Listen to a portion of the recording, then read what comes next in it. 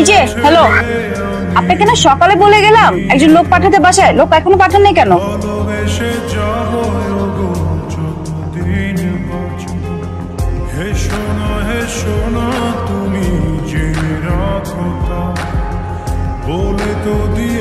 ভয় পাওয়ার কিছু নাই, মজা করতেছে বলো ভাই।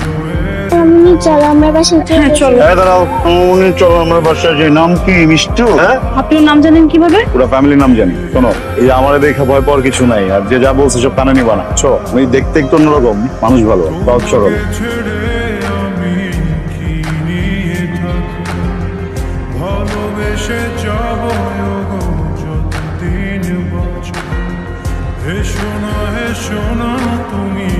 সমস্যার একটা সমাধান আমি বাইর করছি আমার দিক দিয়া।